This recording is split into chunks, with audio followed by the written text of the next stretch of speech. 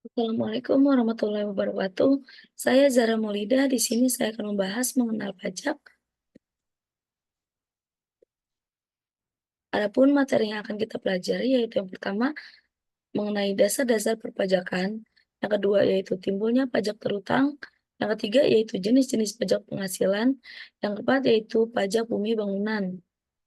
Di sini dasar-dasar pengertian pajak yaitu pengertian dari pajak tersebut berdasarkan Undang-Undang Ketentuan Umum Perpajakan Nomor 28 Tahun 2007, Pasal 1 Ayat 1 berbunyi, pajak adalah kontribusi wajib kepada negara yang terutang oleh orang pribadi atau badan yang bersifat memaksa berdasarkan undang-undang dengan tidak mendapatkan imbalan secara langsung dan digunakan untuk keperluan negara bagi sebesar-besarnya kemakmuran rakyat.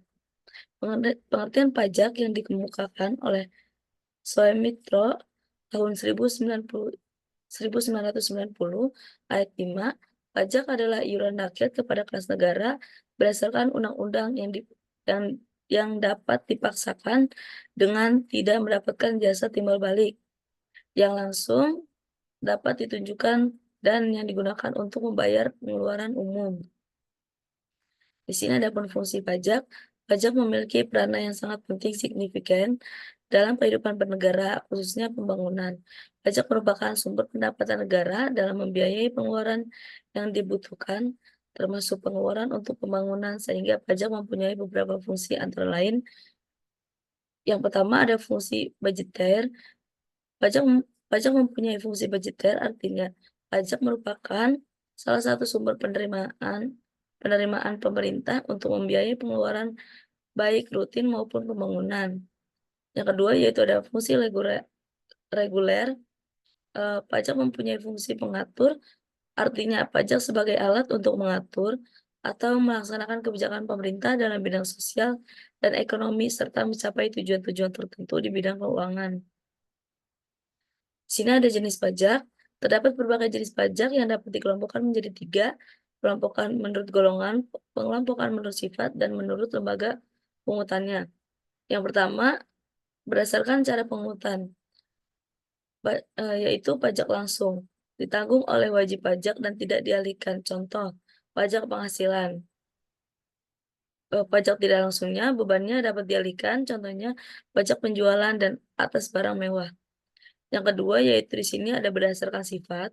Berdasarkan sifat ini yaitu ada dua, pajak subjektif, yaitu berdasarkan keadaan wajib pajak, contohnya pajak penghasilan. Pajak objektifnya yaitu berdasarkan nilai objek pajak, contohnya pajak pertambahan nilai. Yang terakhir yaitu berdasarkan lembaga pemungutan. Di sini ada dua yaitu pajak pusat dikelola oleh pemerintah pusat, contohnya PPH, PPN. Yang kedua yaitu ada pajak daerah dikelola oleh pemerintah daerah, contohnya pajak kendaraan bermotor. Timbulnya pajak terutang.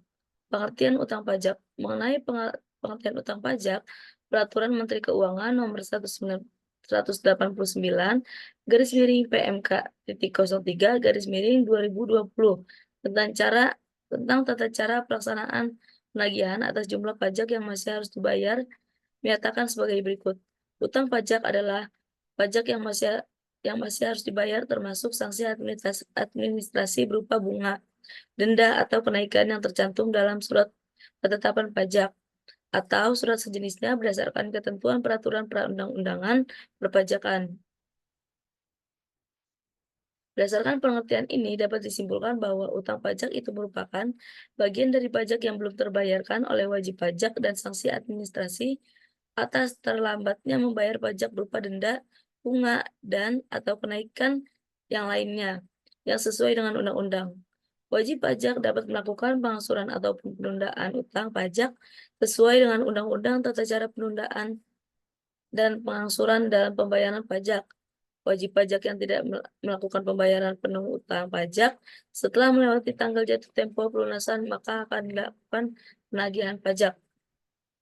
Jenis-jenis utang pajak berdasarkan Peraturan Menteri Keuangan Nomor 189 garis miring PMK titik 03 garis miring 2020 bahwa jenis-jenis pajak yang termasuk utang pajak meliputi yang pertama yaitu pajak pertambahan nilai barang dan jasa, yang kedua pajak penghasilan, Yang ketiga yaitu bea cukai, yang keempat pajak penjualan, yang kelima pajak penjualan atas barang mewah, yang keenam pajak bumi dan bangunan yang meliputi sektor perkebunan, perhutanan, pertambangan, dan sektor lainnya. Di sini ada penyebab timbulnya utang pajak. Utang pajak timbul bila dasar peraturannya telah terpenuhi dan telah terlaksanakan sesuatu sasaran dalam pemakaian yang terdiri dari keadaan, peristiwa, dan perbuatan tertentu. Berikut merupakan dua ajaran yang mengatur timbulnya utang pajak atau Tax Center 2020. Yang pertama yaitu ajaran formil, yaitu utang pajak yang timbul akibat keluarnya surat ketetapan pajak oleh Fiskus Pajak. Yang kedua yaitu ajaran material, yaitu utang pajak yang timbul apabila terdapat suatu penyebabnya, yaitu berikut penyebab timbulnya utang pajak. Yang pertama ada keadaan, contohnya memiliki kendaraan dan tanah. Yang kedua yaitu ada perbuatan, contohnya pengusaha melakukan ekspor dan impor barang. Yang ketiga yaitu ada peristiwa, contohnya mendapatkan hadiah juara, THR, dan hadiah undian. Di sini ada pajak penghasilan atau yang kita sebut yaitu PPH. Pajak penghasilan adalah pajak yang dikenakan oleh pemerintah atas pendapatan yang diperoleh oleh individu dan atau badan usaha dalam periode tertentu. Pendapatan ini bisa berasal dari berbagai sumber seperti gaji, upah, keuntungan usaha, dividen, bunga, royalti, dan lain-lain. Ciri utama wajib pajak PPH adalah memiliki nomor pokok wajib pajak atau NPWP. Pajak penghasilan PPH adalah kewajiban yang dikenakan kepada individu atau badan usaha atas penghasilan yang diterima dalam 1 tahun. Diatur dalam Undang-Undang Nomor 36 Tahun 2008, pajak ini mencakup berbagai sumber pendapatan seperti gaji, laba usaha, dan bunga. Tarif pajak bersifat progresif mulai dari 5% hingga 30%, tergantung pada jumlah penghasilan. Jenis-jenis pajak penghasilan yaitu yang pertama PPH pasal 15. PPH pasal 15 ini diatur dalam Undang-Undang Nomor 36 Tahun 2008 tentang perubahan keempat atas Undang-Undang Nomor 7 Tahun 1983 tentang pajak penghasilan. Pajak penghasilan pasal 15 merupakan salah satu jenis pengenaan pajak atau pungutan pajak pada industri di bidang penerbangan dalam negeri, pelayaran dalam negeri, pelayaran atau penerbangan luar negeri, serta perusahaan asing. Yang kedua yaitu ada PPH pasal 19. PPH pasal 19 di sini merupakan pajak yang dipungut atas penilaian aset tetap yang ketika dinilai kembali terdapat selisih untung atau harga beli untuk saat ini jauh lebih murah dibanding nilai pasarnya. Sebagaimana yang dimaksud dengan penilaian yang mana dapat diartikan sebagai evaluasi. Yang ketiga ada PPH pasal 21. PPh pasal 21 adalah pajak yang dibebankan atas penghasilan baik yang yang tetap dan teratur setiap bulan yang diterima oleh pegawai seperti gaji dan tunjangan, serta penghasilan yang tidak tetap dan tidak teratur yang diterima oleh pegawai, bukan pegawai, dan peserta kegiatan seperti honor kegiatan, honor narasumber, dan sebagainya. Di sini yang keempat ada PPh pasal 22. PPh pasal 22 diatur dalam Undang-Undang Nomor 36 Tahun 2008 yang menyatakan bahwa PPh pasal 22 adalah bentuk pemotongan atau pungutan pajak yang dilakukan terhadap wajib pajak dan berkaitan dengan kegiatan perdagangan barang dalam pasar internasional yang memperjualbelikan barang-barang mewah. Adapun yang kelima, PPh pasal 23. PPh pasal 23 adalah pajak yang dikenakan pada penghasilan atas modal, penyertaan jasa, hadiah, bunga, dividen, royalti atau hadiah dan penghargaan, serta yang dipotong PPh pasal 21. Di sini yang keenam ada PPh pasal 25. Pajak penghasilan pasal 25 adalah pembayaran pajak atas penghasilan yang dibayarkan secara angsuran tiap bulan dengan tujuan untuk meringankan beban wajib pajak yang kesulitan untuk melunasi pajak berutang dalam rentan waktu 1 tahun. Yang ketujuh ada PPh pasal 26. PPh ini dikenakan atas penghasilan yang bersumber dari Indonesia yang mana diterima oleh wajib pajak luar negeri dan pengecualian selain bentuk usaha tetap yang disebut BUT yang ada di Indonesia. Yang kedelapan yaitu ada PPh pasal 29. PPh pasal 29 adalah pajak penghasilan kurang bayar yang terdapat dalam SPT tahunan PPh, yaitu sisa PPh yang terutang dalam tahun pajak yang bersangkutan dikurangi dengan kredit. Subjek PPh 29 adalah wajib pajak pribadi dan wajib pajak badan. Sementara itu, objek pajak PPh adalah penghasilan yang kurang kurang bayar pajak dari SPT tahunan, WP pribadi, dan badan yang bersangkutan. Di sini yang ke-9 yaitu PPh pasal 4 ayat 2 atau PPh final. PPh yang dikenakan pada wajib pajak, badan maupun wajib pajak pribadi atas beberapa jenis penghasilan yang mereka dapatkan dan pemotongan pajak bersifat final. Pajak ini dipotong dari bunga, deposit, dan tabungan lainnya, serta bunga obligasi dan surat utang negara, bunga simpanan yang dibayarkan koperasi, hadiah, undian, transaksi saham, dan sekurtasi lainnya. Di sini ada rumus dari PPh, yaitu gaji bersih sama dengan gaji kotor dikurang dalam kurung gaji kotor dikali 15%. Di sini ada hitungan penghasilan bruto. Penghasilan bruto sama dengan gaji plus tunjangan ditambah bonus ditambah pendapatan lain. Adanya juga kurangin dengan PTKP, penghasilan kena pajak PKP sama dengan penghasilan bruto dikurang PTKP. Di sini ada PBB atau pajak bumi bangunan.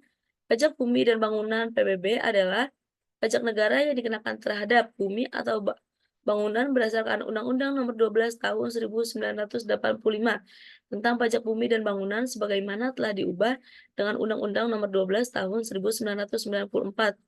PBB adalah pajak yang bersifat kebendaan dalam arti besarnya pajak terutang ditentukan oleh keadaan objek bumi atau tanah dan atau bangunan. Keadaan subjek yaitu siapa yang membayar tidak ikut menentukan besarnya pajak.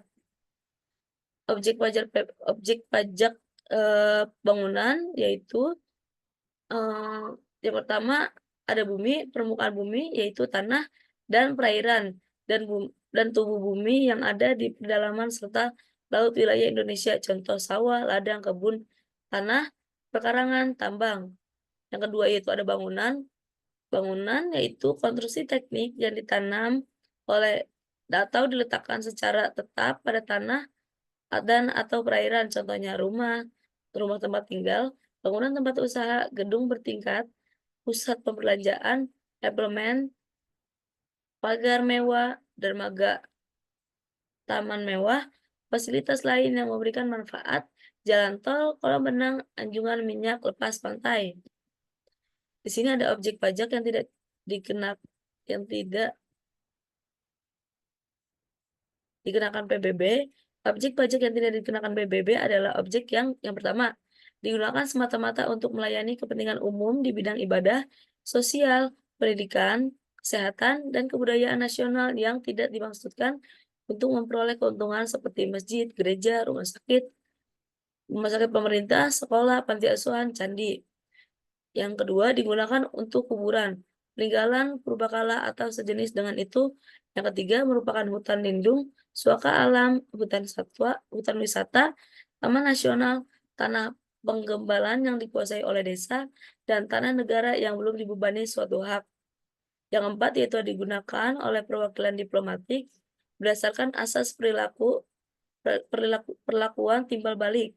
Dan yang kelima yaitu digunakan oleh badan dan perwakilan organisasi internasional yang ditentukan oleh Menteri Keuangan. Subjek pajak dan wajib pajak. Subjek pajak adalah orang pribadi atau beban yang secara nyata, yaitu yang mempunyai suatu hak atas bumi, yang kedua memperoleh manfaat atas bumi, yang ketiga memiliki bangunan, yang keempat menguasai bangunan, yang kelima memperoleh manfaat atas bangunan. Wajib pajak adalah subjek pajak yang dikenakan kewajiban membayar pajak. Di sini ada nilai jual pajak yang tidak kena PBB atau NJOP TKP. NJOP TKP adalah batas NJOP atas bumi atau bangunan yang tidak kena pajak. Besarnya NJOP TKP untuk setiap daerah kabupaten atau kota setinggi-tingginya yaitu sebesar Rp12 juta dengan ketentuan sebagai berikut. Yang pertama, setiap wajib pajak memperoleh pengurangan NJO PTKP sebanyak 1 kali dalam 1 tahun pajak. Yang kedua, apabila pajak mempunyai beberapa objek pajak, maka yang mendapatkan pengurangan NJO PTKP hanya 1 objek pajak yang nilainya terbesar dan tidak bisa digabungkan dengan objek pajak lainnya. Di sini ada dasar perhitungan PBB. Dasar perhitungan PBB adalah nilai jual kena pajak atau NJKP, besarnya persentase NJKP sebagai berikut. Objek pajak perkebunan adalah 40%, objek pajak kehutanan adalah 40%, objek pajak pertambangan adalah 40%, objek pajak lainnya, pedesaan dan perkotaan, itu apabila NJOP-nya lebih dari 1 juta, lebih dari 1 miliar adalah 40% dan apabila NJOP-nya kurang dari 1 miliar adalah 20%. Nah, di sini ada tarifnya. Besarnya tarif PBB adalah 0,5%. Rumus perhitungan PBB yaitu rumusnya tarif dikali NJP. Tadi, jika NJP-nya 40% atau, yang disebut dari lebih dari 1 miliar, yaitu 40% dikali NJOP dikurang NJOP TKP, maka besarnya PBB adalah 0,5% dikali 40% dikali NJOP dikurang NJOP TKP sama dengan 0,2% dikali NJOP dikurang di dalam kurung NJOP-TKP. Nah, di sini yang B, jika NJKP-nya 20% atau yang kurang dari 1 miliar, yaitu 20% dikali dalam kurung NJOP dikurang NJOP-TKP, maka besarnya PBB yaitu 5% dikali 20%, dikali, dalam kurung NJOP dikurang NJOP-TKP, atau sama dengan, 0,1% dikali dalam kurung NJOP dikurang NJOP-TKP. Mungkin sekian pembahasan saya mengenai pajak, kurang lebihnya mohon dimaafkan. Wassalamualaikum warahmatullahi wabarakatuh.